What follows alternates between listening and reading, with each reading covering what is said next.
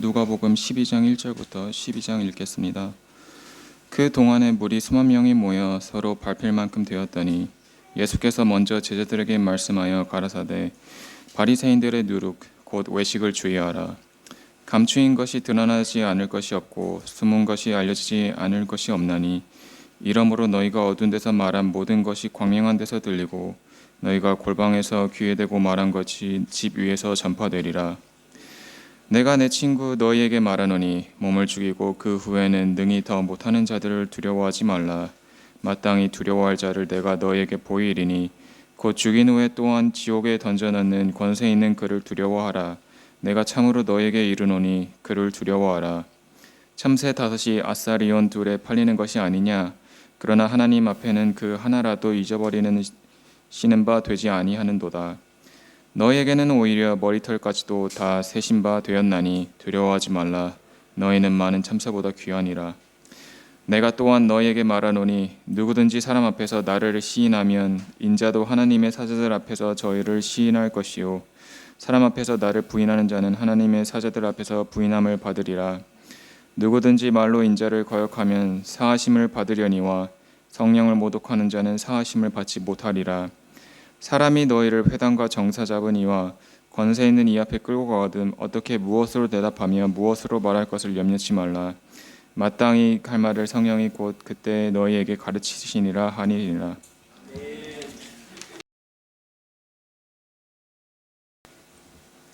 지금 저희들은 계속해서 누가복음 말씀을 묵상하고 있습니다. 이제 누가복음이 어느 정도 절반 가량 조금 이제 지나가고 있는데 감이 조금 잡히시는지 모르겠습니다.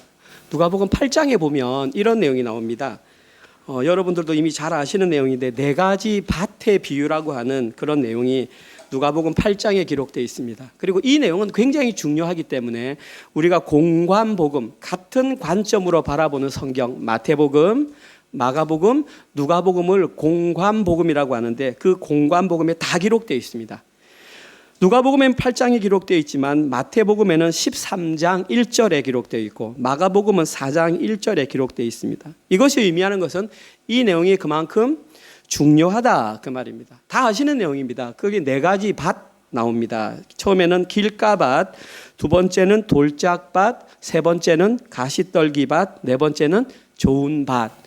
누가복음에는 좋은 땅이라고 나옵니다. 그리고 이 4가지 밭 가운데에 열매를 맺은 밭, 결실을 맺은 밭은 오직 좋은 땅에 내렸다 이 말입니다. 그리고 여기서 열매를 맺었다. 누가복음에는 100배라고 나와 있습니다. 나머지 성경에는 30배, 60배, 100배. 이렇게 30배, 60배, 100배의 결실을 맺었다는 것은 이들이 구원을 받았다는 말입니다. 성경은 그렇게 말하고 있습니다.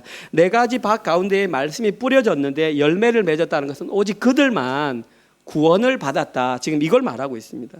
그리고 그들이 구원받을 수 있었던 이유는 좋은 밭에 해당하는 사람들만 그런 믿음이 있었다라는 것입니다. 따라서 그런 믿음이 있는 자에게만 구원이 있다. 이 내용입니다. 다 알고 있는 내용이고 너무 쉬운 내용입니다. 그런데 이 내용을 아는 분들 가운데에 이걸 모르는 분들이 있습니다. 나머지 3개의 밭, 열매를 맺지 못한 길가밭, 돌짝밭, 가시밭, 여기에도 믿음이 있었다는 것입니다. 알고 계셨죠? 반응들이. 그들에게도 믿음이 있다고 나와 있습니다. 그런데 중요한 건 그들이 가진 믿음으로는 구원에 이르지 못했다라는 놀라운 사실입니다. 제가 읽어보겠습니다. 누가복음 8장 12절 13절. 일단 2가지 밭만 나옵니다. 길가에 있다는 것은 길가밭, 말씀을 들은 자니 이에 마귀가 가서 그들이 믿어 구원을 얻지 못하게 하려고 말씀을 그 마음에서 빼앗는 것이요. 길가밭 사람들도 짧게 믿었단 말입니다. 2번째, 여기에는 바위 위라고 나와 있는데 다른 성경에는 돌짝밭이라고 나와 있습니다. 바위 위에 있다는 것은 말씀을 들을 때에 기쁨으로 받으나 설교를 했는데 우와 설교 좋다 받았단 말입니다. 그런데 뿌리가 없어 잠깐 믿다가 믿음이 있었습니다. 그런데 시련을 당할 때에 배반한 자요. 나머지 하나 밭은 가시떨기 밭인데 그것은 말하나 마나 믿음이 당연히 있었습니다. 그런데 성경에는 뭐라고 나오냐면 그들이 이생의 염려와 재물과 향락에 밀려 온전히 결실하지 못했다. 온전히 결실하지 못했다는 것은 약간은 결실의 기미가 보였다는 것입니다. 아무튼 이 세 가지 밭에도 믿음이 있었는데 그들은 믿음의 결실을 맺지 못했다라는 것입니다. 왜 그럴까요?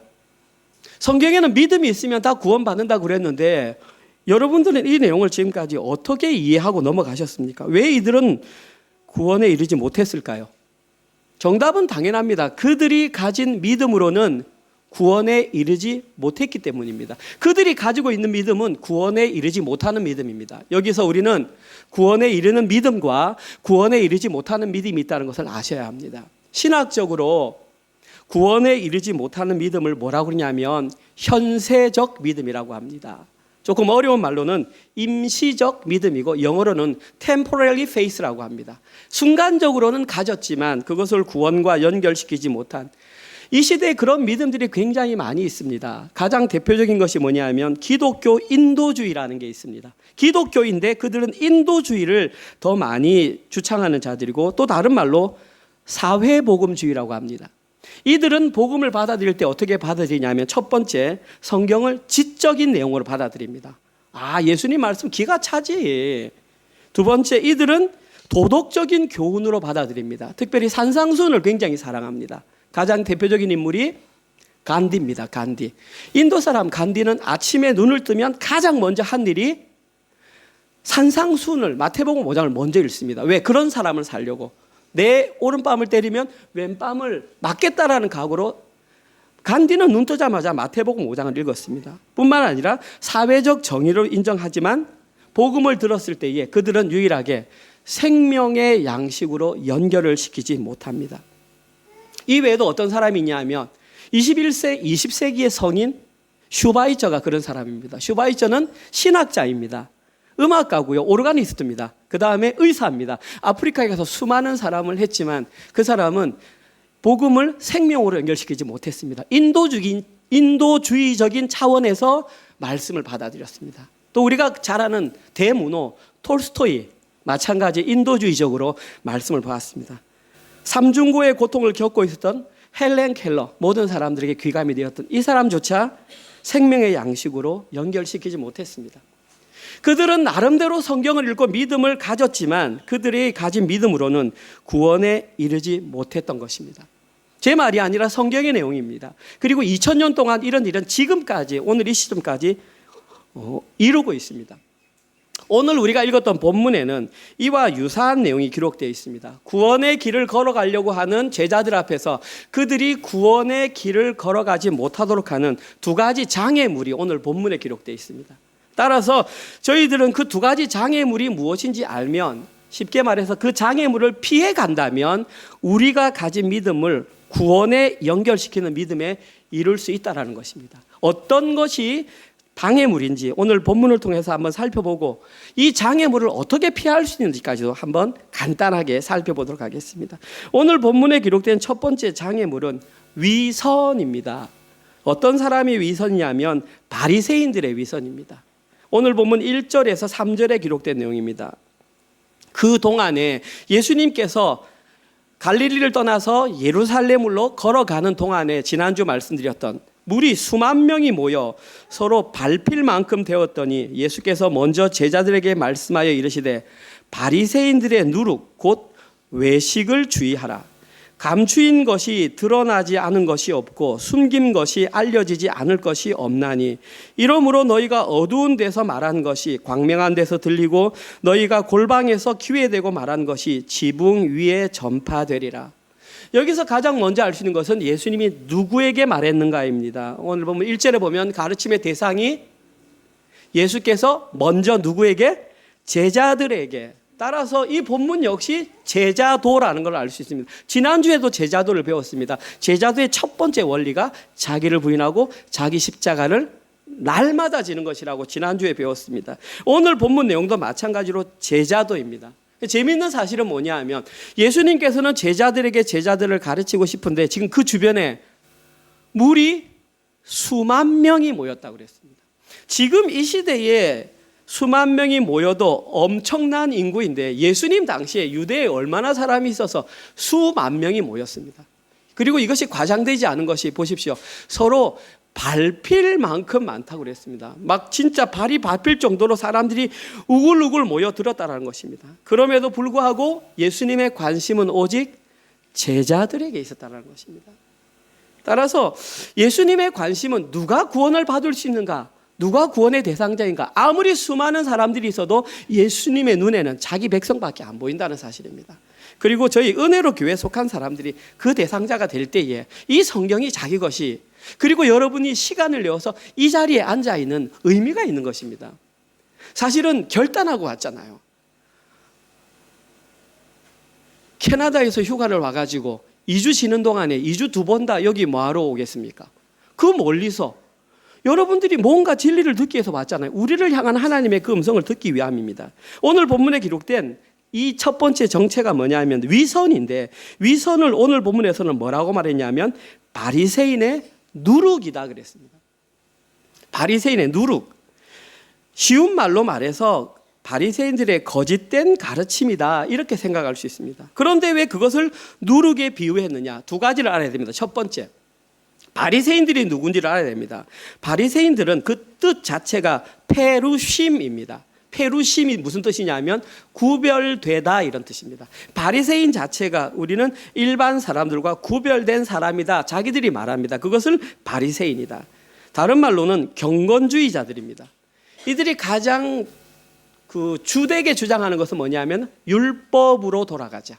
그래서 이들은 율법 613개를 만들어서 그 조항 하나하나를 지키는 자들, 그래서 다른 사람과 차별된 삶을 사는 사람들을 바리새인들이라고 합니다. 그들의 생활이 경건했기 때문에 주변 사람들은 다 그들을 존경합니다. 바리새인이 지나가면 다 머리를 숙입니다. 왜냐하면 이 사람들은 엄청나게 경건한 생활을 했기 때문입니다. 그런데 왜 이것을 누룩에 비유했느냐? 누룩의 특징이 세 가지입니다. 여러분 누룩 잘 아시지 않습니까? 누룩 그 자체는 효소입니다. 효소. 일종의 곰팡이, 효모입니다. 그런데 이 누룩이 들어가면 나타나는 첫 번째 특징이 부패성입니다. 첫 번째는 썩습니다. 누룩이 들어가서 썩은 그 효과가 사람들이 좋아하는 막걸리가 되는 것입니다. 뭐 등등. 두 번째 누룩의 특징은 파급 효과입니다. 밀가루에다가 누룩을 조금만 있으려면 푹 부풀어 버립니다. 이것이 누룩의 두 번째 특징. 누룩의 세 번째 특징은 구분이 어렵다는 것입니다. 눈으로는 안 보입니다. 효모기 때문에. 효모는 불을 가열할 때만 식별이 가능하고 일반적으로 눈으로는 보이지 않습니다. 오늘 본문에서 바리새인들의 가르침이 바로 그와 같다는 것입니다. 그들의 가르침은 썩게 하고, 그들의 가르침은 금방 확대되고, 그들의 가르침은 속여서 잘 보이지 않는다는 것입니다. 다시 말해서 사람들의 눈에는 신앙이 가장 좋은 것처럼 보입니다. 자기들도 그렇게 생각합니다. 초롱성과 같이 굳어 있습니다. 이것이 문제라는 것입니다. 이러한 이유로 예수님은 바리새인들의 위선을 누룩에 비유했는데 조금 더 정확하게 말해서 그걸 외식이다 그랬습니다. 이게 제가 외식이라는 단어를 왜 위선으로 바꿨냐 하면, 외식하면 밖에 나가서 밥 먹는 걸 자꾸 생각하니까 위선으로 해야 됩니다. 똑같은 단어입니다. 히포크라시스입니다. 겉과 속이 다른 그것을 외식 혹은 위선. 이 단어가 어디서 나왔냐 하면 원래는 연극 배우 혹은 연출자, 이런 뜻입니다. 위선자가. 연극 배우를 예전에는 그렇게 불렀습니다. 왜냐하면 본래 자신은 따로 있는데 가면을 쓰고 무대 위에서 연극을 해서 연극하는 그 사람들을 위선자, 이렇게 불렀단 말입니다. 이들의 위선이 어떠했는지 우리가 다음에 묵상할 누가복음 18장 9절에서 14절, 이들의 위선을 이렇게 예수님은 지적하셨습니다. 18장 9절입니다. 또 자기를 의롭다고 믿고, 바리새인들이 자기 믿는 건 좋은데 다른 사람들을 멸시하는 자들에게 이 비유로 말씀하시되, 두 사람이 기도하러 성전에 올라가니 하나는 바리새인이요 하나는 세리라. 바리새인들은 서서 따로 기도하여 이르되, 하나님이여, 다른 사람들 곧 토색, 강탈하는 것, 빼앗는 것, 불의, 악한 행동, 간음, 음란한 행동 하는 자들과 같이 우리는 안 했습니다. 왜냐하면 이들 경건하거든요. 이 세리와도 같지 않았습니다. 우리는 남을 속이지 않았습니다. 뿐만 아닙니다. 나는 일주일에 2번 화요일과 금요일에 금식을 하고 또 소득의 11조를 드렸습니다. 철저하게 드렸습니다. 세리는 반대로 멀리 서서 감히 하늘도 쳐다보지 못하고 다만 가슴을 치며 이르되 하나님이여 불쌍히 여기소서 나는 죄인으로소이다 하였느니라. 내가 너에게 이르노니 이에 저 바리새인이 아니고 이 사람 세리가 의롭다 하심을 받고 그의 집으로 내려갔느니라. 무릇 자기를 높이는 자는 낮아지고 자기를 낮추는 자는 높아지리라 하시니라. 예수님께서는 명확하게 바리새인들의 어떤 잘못을 지적했는데 가장 독특하게 지적한 것은 그들의 철저한 종교 행위였습니다. 일단 그들은 고개를 이렇게 들고 사람들이 다 들으라고 큰 소리로 길가에서 기도했습니다. 나 이렇게 경건하고 기도하는 사람이다. 두 번째, 그들은 철저하게 경건한 삶을 유지했습니다. 누군가의 물건을 빼앗지도 않았고 불의를 행하지도 않았고 간음도 하지 않았습니다. 지금 이 시대의 사람들이 경건하게 사는 롤 모델이라고 할 수 있습니다. 실제로 그래 살았습니다. 뿐만 아니라 일주일에 2번 금식했습니다. 저희들 가운데 일주일 2번 금식하는 사람 저도 안 하거든요. 뿐만 아니라 이들은 철저하게 11조를 했습니다. 여러분들이 이제 신앙생활을 해보셔서 알겠지만 11조가 얼마나 큰 신앙의 결단인지는 여러분들이 더 잘 아시지 않습니까? 이들은 그 11조를 얼마나 철저하게 드렸는지 나중에 제가 말씀드리지만 식물의 하나, 누군가로부터 예를 들어서 이 꽃다발을 받았다 만약에, 그러면 그 꽃다발의 10분의 1도 11조를 드렸던 사람들이 바로 이들의 모습입니다. 너무나 놀라운 사실은 예수님은 그들의 행위, 종교 행위를 믿음으로 인정하지 않으셨다라는 것입니다. 그들의 행위를 믿음으로 인정하지 않으셨을 뿐만 아니라 예수님은 그들을 향하여 이렇게 외쳤습니다. 뭐라고 외쳤냐 하면 어저께 본문 누가복음 11장 42절 다 같이 한번 읽어볼까요? 시작. 화 있을진저 너희 바리새인이여. 됐습니다. 예수님이 그랬습니다. 너희들 화 있을진저 너희 바리새인이여. 너희가 박하와 운양과 모든 채소의 11조는 들이되 공의와 하나님에 대한 사랑은 버리는도다. 그러나 이것도 행하고 저것도 버리지 말아야 할지니라. 예수님께서는 바리새인들에게 너희들의 종교 행위가 아니라 공의와 사랑을 실천해야 한다. 공의와 사랑을 실천하기 위해서 가장 첫 번째 해야 될 게 뭐냐 하면 주인이 바뀌어야 됩니다. 그 주인이 내가 나로 있을 때는 나 중심으로 되기 때문에 공의와 사랑이 나올 수 없습니다. 공의와 사랑을 실천하기 위해서는 주인이 예수님으로 바뀐 사람들만, 다시 말해서 하나님만 철저하게 의지하며 살아가는 사람만 공의와 사랑을 할 수 있다는 것입니다. 오늘 집에 가서 시편을 한번 읽어보십시오. 시편을 읽어보면 그 구구절절이 거의 대부분 다윗이 많이 적었거든요. 다윗은 한 가지로 요약합니다. 내가 주를 의지하리라. 내가 주를 의지하리라. 왕이었습니다. 거의 다 가졌습니다. 그럼에도 불구하고 의지하리라, 의지하리라 그렇게 말을 하고 있습니다. 쉽게 말해서 예수님은 바리새인에게 말씀을 듣고 그 들은 대로 살아내라고 말하는 것입니다. 그런데 바리새인들은 위선이라는 종교 행위에서 벗어나지 못했습니다. 만약에 구원의 길을 걸어가려고 하는 제자들이 그 위선의 덫에 걸리는 순간 그들이 예수님의 제자라 할지라도 그 길을 진행할 수 없다라는 사실입니다. 이것을 너무나 잘 아셨던 예수님은 첫 번째로 너희들은 바리새인의 위선을 주의하라 이렇게 선포하셨던 것입니다. 그러면 이 위선을 어떻게 극복할 수 있을까요? 저도 사실은 잘 모릅니다. 그런데 오늘 본문을 보니까 여기에 대한 약간의 해답이 나와 있더라고요. 2절과 3절 이렇게 나와 있습니다. 감추인 것이 드러나지 않은 것이 없고 숨긴 것이 알려지지 않을 것이 없나니 이러므로 너희가 어두운 데서 말한 모든 것이 광명한 데서 들리고 너희가 골방에서 귀에 대고 말한 것이 지붕 위에서 전파되리라. 여기서 우리가 한 가지 힌트를 얻을 수 있는 것은 바리새인들은 자신들은 들키지 않겠다고 생각했지만 그 외식은 감출 수 없다라는 것입니다. 그들이 아무리 속이고 그럴듯한 가면을 쓰고 행동한다 할지라도 외식은 감출 수 없다라는 것입니다. 따라서 제자들이 외식이라는 장애물에 걸려 넘어지지 않기 위해서는 처음부터 외식의 맛을 보지 않아야 하는 것입니다. 우리 젊은 청년들이 세상에 나가서 많은 유혹거리가 있습니다. 음란한 문제, 술, 담배 문제, 마약의 문제. 그런 문제들에서 우리 청년들이, 우리 자녀들이 보호를 받을 수 있는 가장 확실한 방법이 뭐냐 하면 맛보지 않는 겁니다. 궁금해서 맛을 보는 순간 그것은 늪처럼 빠져들게 하는 힘이 있기 때문에 다시는 벗어날 수가 없습니다. 마찬가지로 오늘 본문에서 제자들이 바리새인들의 외식에 걸리지 않기 위해서는 외식의 행동을 맛보지 않으면 됩니다. 순수하게 세리처럼 그냥 나를 긍휼히 여기소서라고 하는 그 순수한 마음으로 주님을 의지할 때에 그때만이 외식에 빠지지 않을 수 있다는 사실입니다.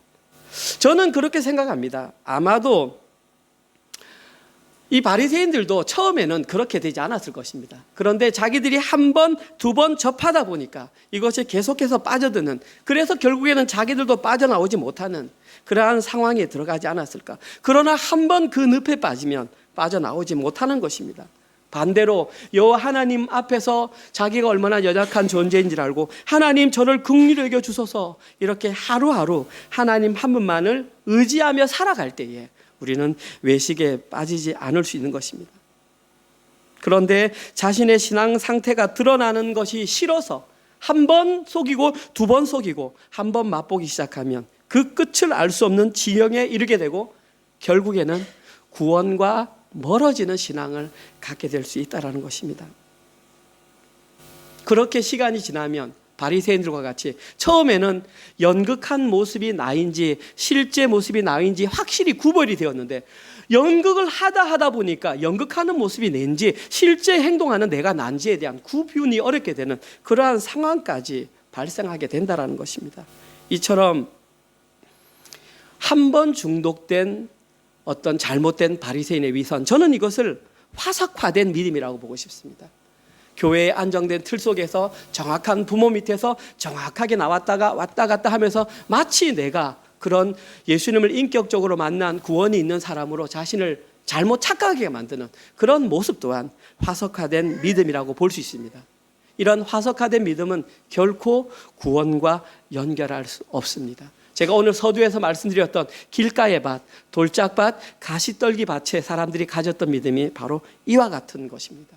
이 모든 것을 알고 계셨던 예수님은 제자들에게 가장 먼저 너희들은 바리새인의 누룩, 즉 외식, 위선에 주의하라 외치셨던 것입니다.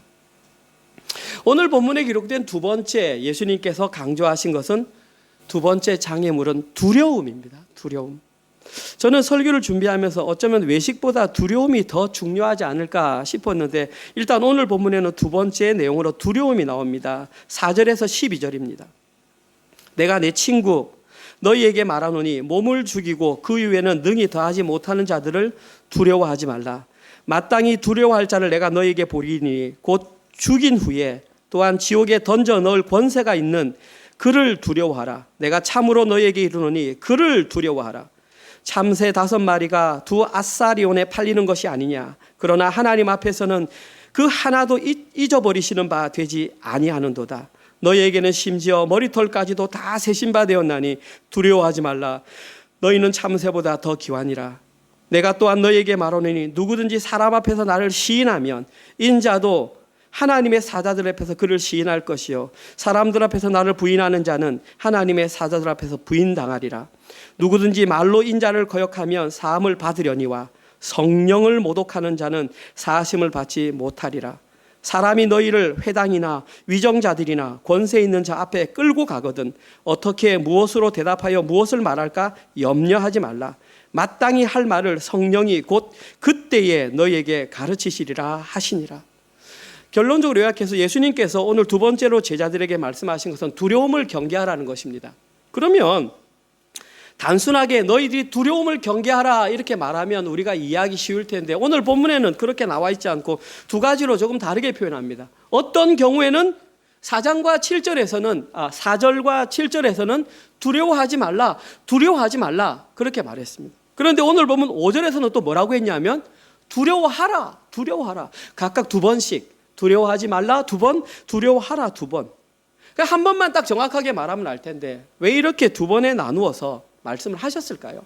그 이유는 이 두려움에는 두 가지 요소가 다 들어있기 때문입니다. 첫 번째는 우리가 두려워하지 말아야 될 대상이 있고, 두 번째는 마땅히 두려워해야 할 대상이 있기 때문입니다. 그럼 첫 번째로 우리가 두려워하지 않아도 될 대상은 누구냐? 4절에 나와 있습니다.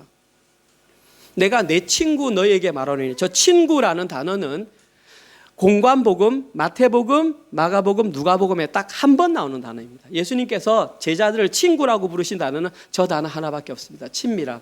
요한복음에는 친구라는 단어가 많이 나옵니다.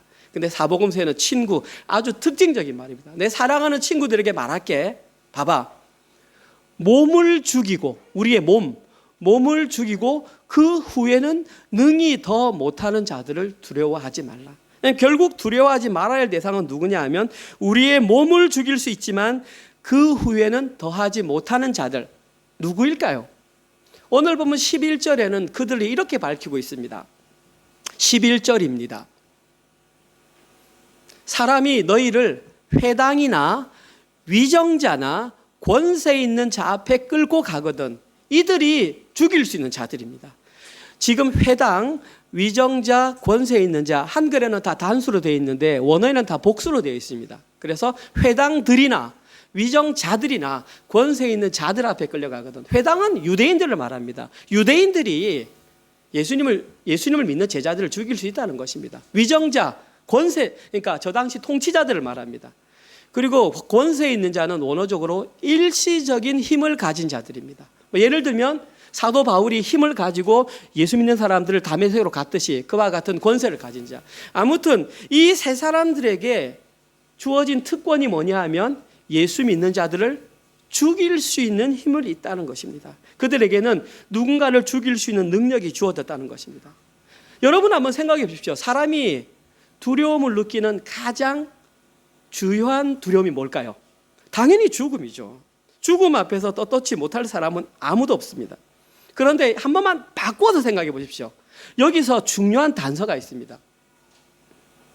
만약에 이 두려움의 문제를 해결할 수 있는 부분이 저기 있다면 사람들이 가장 두려워하는 것은 죽음입니다. 그런데 이 죽음을 타인에 의해서가 아니라 자기 스스로에 의해서 죽음의 문제가 해결된다면 반대로 말하면 두려움의 문제에 대해서 영향을 받지 않을 수 있다는 것입니다. 사실 죽는다는 것은 모든 사람에게 두렵지만 지난주 우리가 제자의 도를 걸을 때 첫 번째 자기를 부인하고 자기 십자가를 지는 첫 번째 전제가 뭐냐면 자기 죽음을 의미하는 것입니다. 이렇게 만약에 스스로 죽음의 문제를 극복한 사람이라면 그 죽음은 더 이상 그 사람에게는 어떤 영향력도 발휘할 수 없다는 것입니다. 그리고 죽음이 가장 대표적이지만 그 외에 다른 것들로 느끼는 두려움은 뭐냐 하면 어떻게 잃을까 하는 것입니다. 조금이라도 내가 가진 것을 잃게 되면 어떡하지? 라는 부분에서 두려움이 발생한다는 것입니다. 그래서 여기에서 저는 이것을 발견했습니다. 우리가 두려움의 문제를 극복할 수 있는 열쇠는 내 스스로 우리가 먼저 어디까지 버릴 수 있는가를 결정하는 것입니다. 내가 먼저 버리는 것이죠. 그 죽음이나 아니면 물질이나 어떤 다른 것이 우리에게 다가와서 위협할 때 느끼는 것이 아니라 내가 먼저 버려버리는 것이죠.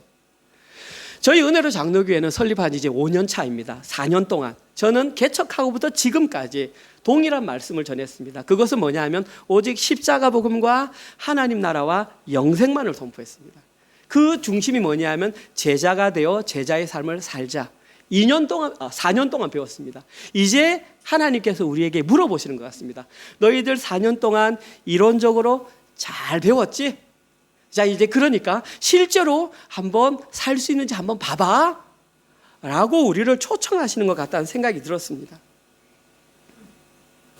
저는 이번에 우리 예배 초소와 관련된 내용을 처음 딱 접했을 때에 그 편지를 받았을 때 제 마음에 드는 첫 번째 생각은 두려움이었습니다. 어떡하지? 야, 이 장소를 만약에 우리가 잃어버린다면 어디서 어떻게 이렇게 식사를 하며 예배를 드리지? 라는 생각이 들었습니다. 그래서 제가 할 수 있는 것은 아무것도 없잖아요. 말씀을 보면서 기도했습니다. 하나님께 간절히 기도했습니다. 다른 답이 없으니까. 한 일주일 정도 지났을 때에 제 마음속에 하나님께서 제게 이렇게 물으시는 것 같은 느낌이 들었습니다. 하나님께서 너는 나를 위해서 어디까지 포기할 수 있겠니? 라고 물어보시는 것 같더라고요. 저에게. 그래서 제가 하나님 그러면 제가 어디까지 포기하기를 원하세요? 제가 이렇게 다시 기도하면서 여쭤봤습니다. 뭐 당연히 하나님은 대답을 안 해주시죠. 계속 성경을 읽고 계속 기도했습니다. 그때에 저에게 드는 한 가지 생각이 뭐냐 하면 이것이었습니다. 지금 이 시점, right now, 우리 은혜로 장로교회에 가장 소중하고 가장 필요한 것이 무엇인가라는 생각이었습니다. 여러분 생각에는 지금 우리 은혜로 장로교회에 가장 필요하고 가장 소중한 것이 무엇이라고 생각하십니까? 그때 제가 드는 생각이 뭐였냐 하면 은혜로 장로교회에 속한 모든 성도님들이 우리 어린아이부터 어른에 이르기까지 올바른 믿음을 가지고 구원에 이르는 것이 가장 소중하다, 그런 생각이 들었습니다. 동의가 되실지 모르겠지만 저는 그렇게 생각이 들었습니다. 다른 걸 다 떠나서 정말 아까 말했던 길가밭, 돌짝밭, 가시밭에 헷갈려하는 것이 아니라 좋은 밭이 되어서 올바른 믿음으로 구원에 이르는 것이 우리 은혜로 교회에 가장 중요하고 필요한 일이 아닐까. 그리고 이 일을 위해서 제가 무엇을 할 수 있을까 이제 찾아보기 시작했습니다. 우리는 연약하기 때문에 현실의 문제 앞에서 초연할 수가 없습니다. 그러나 한 걸음만 멀리 바라보면 답이 보입니다. 저는 그렇게 생각합니다. 우리 은혜로 장로교회에 지금 현재 가장 중요한 문제는 예배 처소를 찾는 것이 아닙니다. 예배 처소는 사실은 죄송합니다. 있어도 되고 없어도 됩니다. 밖에서 예배 드려도 됩니다. 표면적으로는 이게 문제처럼 보이지만 예배 처소를 찾는 것이 큰 문제가 아닙니다.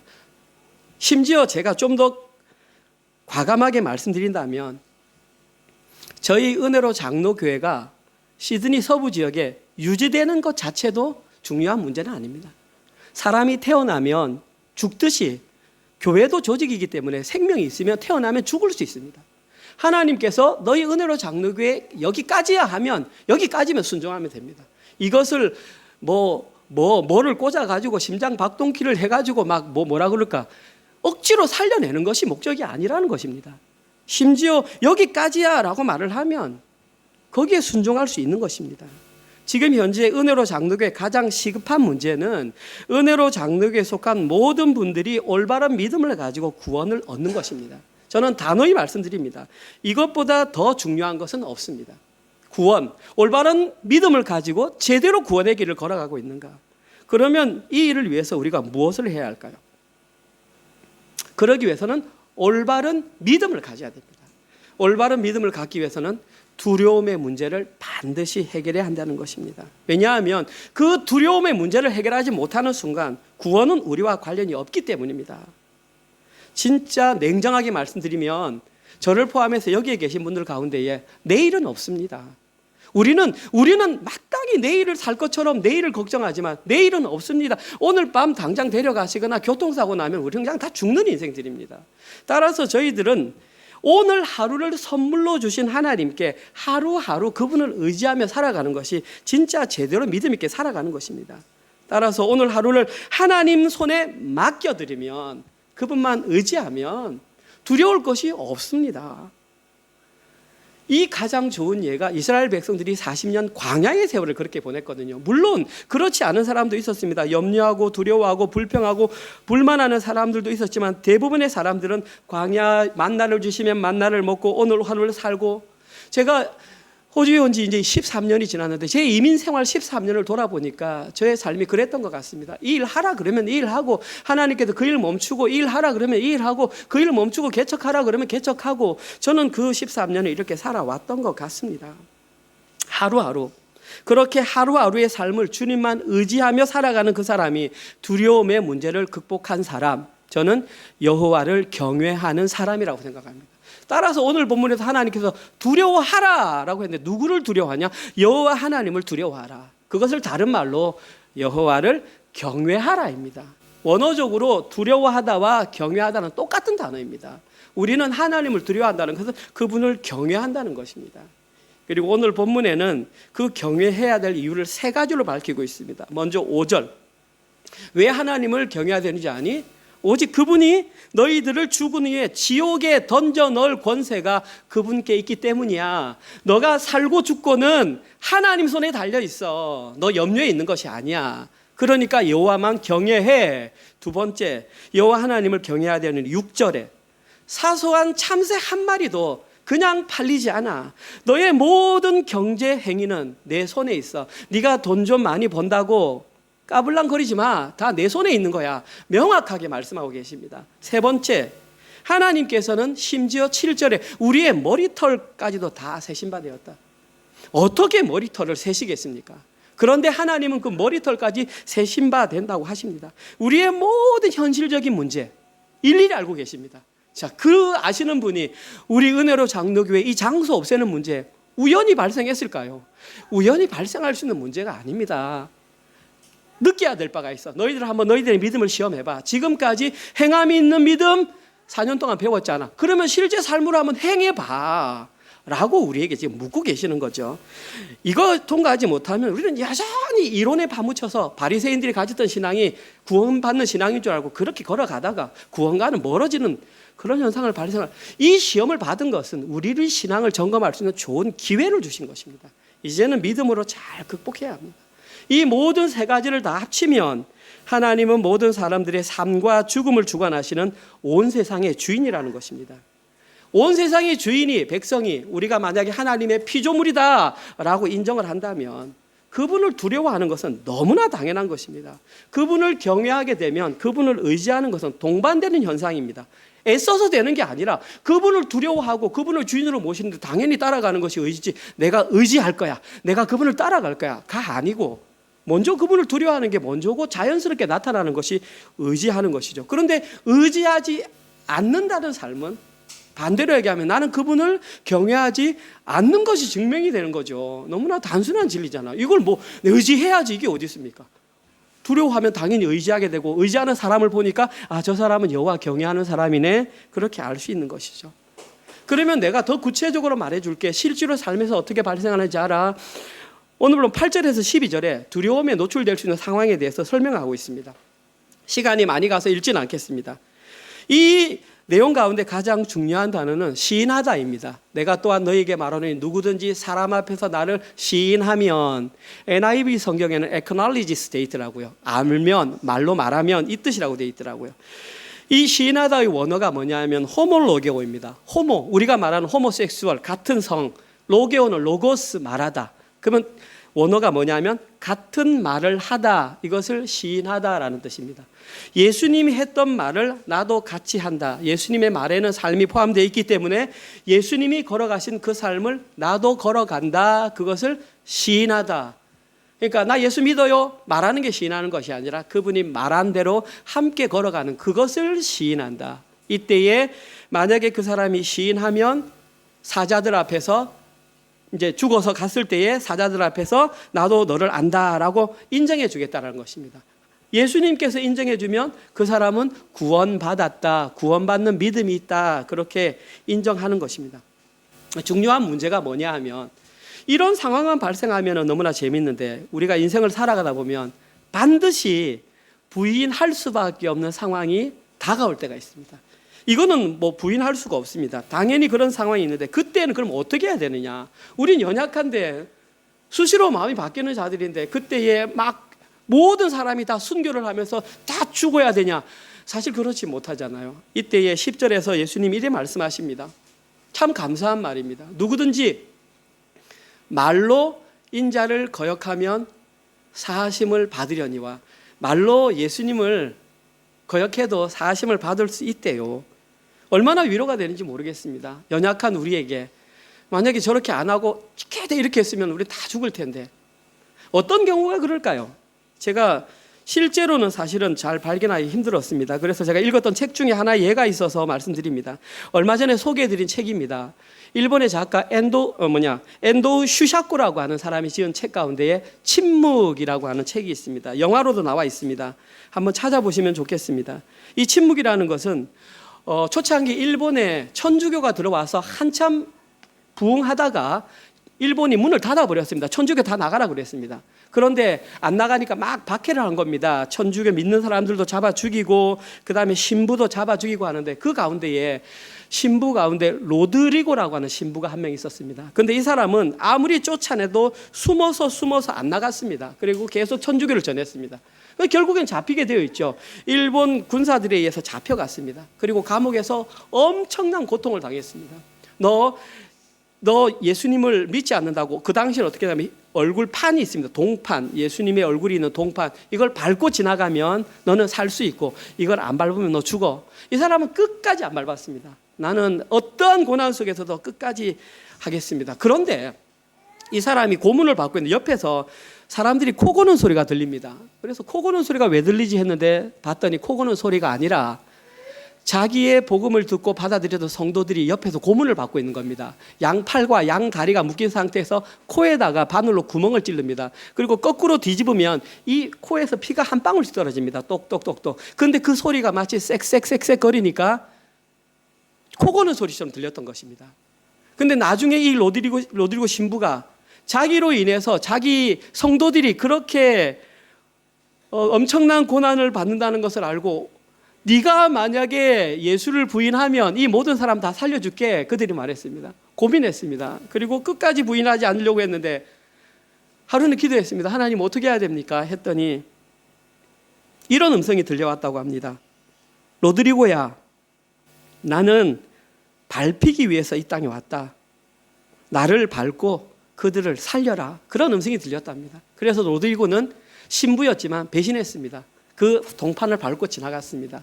로드리고가 그 동상을 밟고 지나갔을 때 옆에 고문을 받던 모든 성도들은 다 풀려났습니다.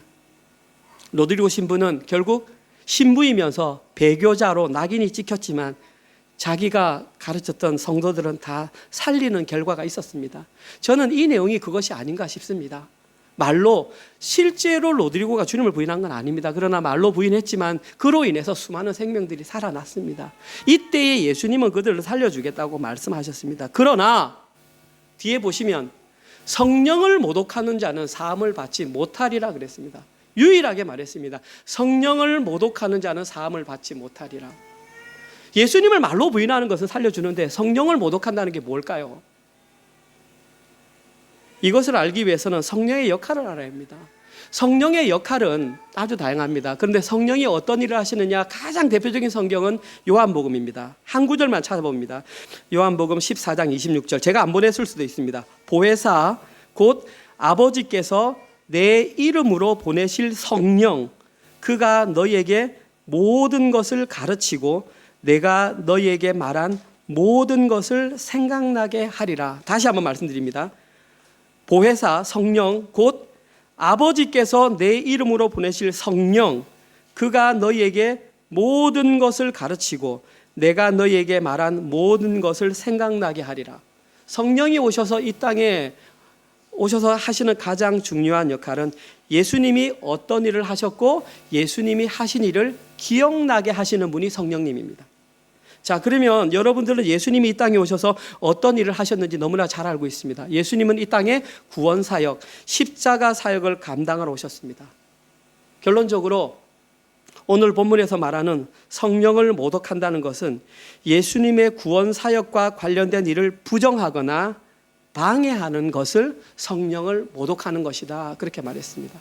한 예로 바리새인들이 자기들의 경건주의로 인해서 많은 사람들을 잘못된 길로 인들었다면 그들은 성령을 모독하는 일을 했다라는 것입니다. 여기서 중요한 단어는 정말 누구든지, 쉽게 말해서 누군가 하나님의 백성이 되려고 하는 자들을 방해하여 그 사람이 구원 백성이 되는 것을 방해하는 자들은 절대로 용서받지 못한다. 그들에게는 다시는 용서받을 기회가 없다고 말했습니다. 아까 보여주셨던 마가복음 3장 29절입니다. 함께 읽겠습니다. 시작. 누구든지 성령을 모독하는 자는 영원히 사하심을 얻지 못하고 영원한 죄가 되느니라 하시니. 누구든지 성령을 모독하는 자는 영원히 사하심을 얻지 못하고 누구든지 예수 그리스도의 십자가 보혈을 방해하는 자는, 그를 통하여 구원을 얻을 수 있는 길을 막아서는 자는 영원히 사함을 얻지 못하고 영원한 죄가 되느니라. 이 시점에서 설교를 마무리하기 전에 저희들은 우리의 신앙을 한번 돌아봐야 합니다. 내가 가진 신앙은 구원에 이르는 믿음을 가진 신앙이 맞는가? 어쩌면 바리새인들과 같이 아무리 화려한 신앙생활을 가졌다 할지라도 그것이 타인을 구원의 길로 인도하지 못한다면 그것은 성령을 모독하는 죄라는 것입니다. 그리고 그런 신앙을 가진 자는 영원히 사함을 받지 못했다고 했습니다. 지금 저희 교회는 심각한 어떤 문제 앞에 봉착해 있습니다. 하나님께서는 우리에게 어떤 해결점을 주셨다고 생각합니다. 오늘 말씀을 통해서 그 해결점이 찾아지면 좋겠습니다. 오늘 설교를 마무리하겠습니다. 오늘 본문에는 예수님의 제자로 살아가는 자들에게 두 가지 장애물이 있다는 것을 알려줬습니다. 그 두 가지 장애물은 바리새인들의 위선과 두려움이었습니다. 바리새인들의 위선은 한번 맛보면 빠져나오기 힘든 마성이 있습니다. 따라서 바리새인들의 위선은 맛보지 않는 것이 가장 최고의 방법입니다. 또한 두려움을 극복하는 가장 좋은 방법은 자신이 먼저 죽어 예수 그리스도를 의지하는 그것밖에 없습니다. 그때에 자기 의로 포장된 위선과 두려움, 현세적 신앙, 임시적 신앙, 바리새인의 신앙, 화석화된 신앙이 물러가고 참된 믿음을 갖게 되는 것입니다. 그리고 그런 참된 믿음을 가진 사람들만 구원의 대상자가 되는 것입니다. 현실에서 그러한 삶을 살아가는 자들이 여호와를 경외하는 자들, 예수님을 인격적으로 만난 자들입니다. 사랑하는 성도님들은 예수님을 인격적으로 만나셨습니까? 그것을 확인하기 위해서는 내가 예수님을 의지하며 사는가, 그 하나만 발견하면 됩니다. 오직 그들만 성령을 모독하지 않는 죄를 지을 수 있습니다. 이번 한 주간도 제자의 길에 등장하는 두 가지 장애물인 위선과 두려움의 문제를 잘 극복하셔서 참된 믿음을 통하여 예수님을 인격적으로 만나시고 성령을 모독하는 죄를 멀리하여 구원의 길을 걸어가시는 모든 분들 되시기를 주님의 이름으로 축원드립니다. 아멘.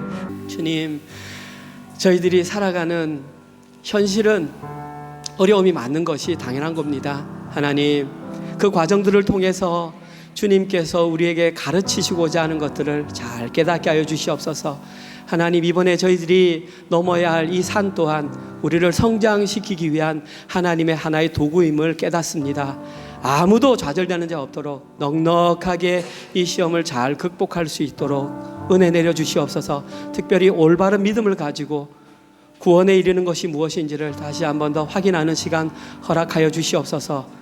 위선과 두려움을 떨쳐버리게 하여 주시옵소서. 위선은 아예 근처에도 가지 말고 맛을 보지 말게 하시고, 두려움은 자기를 부인하고 자기 십자가를 짊으로 말미암아 예수 그리스도 한 분만을 의지하며 살아갈 때에 그 모든 것들을 잘 극복하게 인도하여 주시옵소서. 특별히 사랑하는 우리의 자녀들이, 우리 성도들이 지금까지 배워왔던 그 신앙들을 어떻게 잘 해결하는지 잘 바라볼 수 있도록, 그래서 우리의 자녀들이 살아갈 앞으로 더 힘든 세상 가운데에 더 큰 어려움 앞에서 우리의 자녀들이 우리가 극복하는 모습을 보고 잘 해결할 수 있는 그런 좋은 표본이 될 수 있도록 은혜 내려 주시옵소서.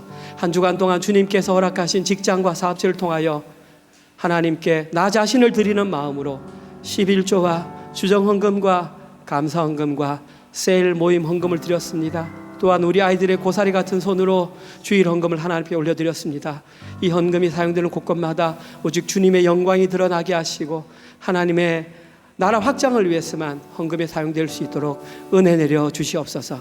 이제는 우리 주 예수 그리스도의 은혜와 하나님의 사랑하심과 성령님의 위로, 교통, 감화, 깨닫게 하심이 장애물에 걸려 넘어지지 아니하고 오직 여호와 하나님 한 분만을 경외하며 사는 삶을 살아가기로 결단하는 사랑하는 모든 은혜로 가족들 머리 위에와 지금 이 시간에도 세계 곳곳에 흩어져서 주의 복음을 증거하시는 사랑하는 선교사님들과 그들의 사역과 그들의 자녀들 머리 위에 지금부터 영원토록 함께 있을지어다. 아멘.